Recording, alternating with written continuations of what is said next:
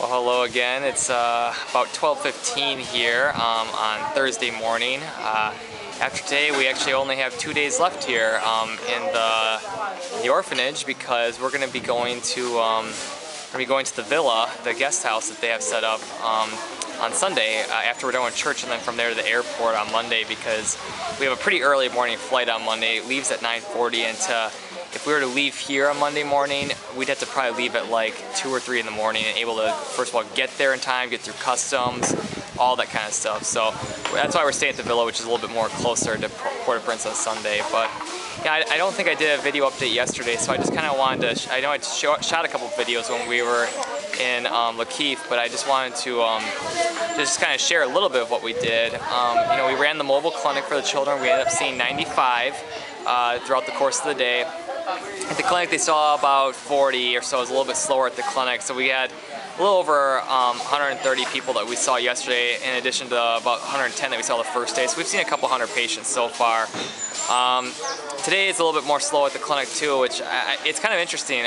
Usually the mornings are more busy, but it's been a little slower today. But that's okay because there's still like just bags and bags of suitcases that need to be unpacked of medical supplies, and we're starting to run out of shelf space. So we're actually going to be going in and kind of just organizing it, repacking stuff in suitcases, labeling it, and then we're also giving some stuff to the hospital that we really can't use, like central line insertion kits and like all this like sterile stuff. We're keeping some of it here because they might do emergency surgery here if they get a docket on the next trip or so, but we're gonna pretty much just do that.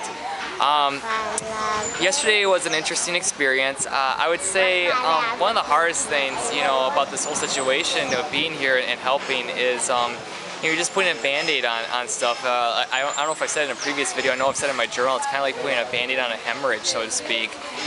So many of these people that come through, like I'd say half of them have hepatitis and are probably in liver failure. You know, they're all jaundiced in their eyes and everything, complaining of abdominal pain. They probably, you know, are in complete liver failure, but there's nothing we can do about that here other than just give them some pain medicine, which the only pain medicine we have is toxic to their liver on top of it. So, you know, I guess like the biggest thing I think that we have to keep in mind still is our presence here. I think personally, and the rest of the nurses agree with me on this, is more important than the sorry, I'm getting a little sweat in my eye there. Is more important than and more powerful than actual medicines that we're giving. I think the Haitian people, especially when it comes to medical stuff, need to see we still care, we're still coming here, and we're still trying to do something. So we're gonna keep plugging away at it. I was happy I was able to go out yesterday. Some highlights for the day. I got to they actually chopped down fresh coconut for us. I know I got a picture of it right off the tree, and actually like chopped it down, had us drink all the coconut juice, and then they chopped it in half again with a machete and had us eat out of it. So that was a very interesting experience. I've never had one before. Very sweet, and it was pretty good. I really enjoyed it. I know I mentioned yesterday I got proposed to yesterday, so that was kind of interesting. And yeah, other than that, you know, we kind of came back here and kind of hung out at night, and then you know, I really don't do a whole lot at night. I usually just try to kind of get to bed, you know, when I can. We were like kind of in bed sleeping by a little after 9 o'clock last night because we are pretty tired when the day is over. I always used to take a shower at night right before I go to bed. I just like to feel a little bit more clean before I go to bed. It did rain again last night. It kind of rains here every night, but it doesn't really last for too long. Maybe 20-30 minute spurts, sometimes a little bit longer.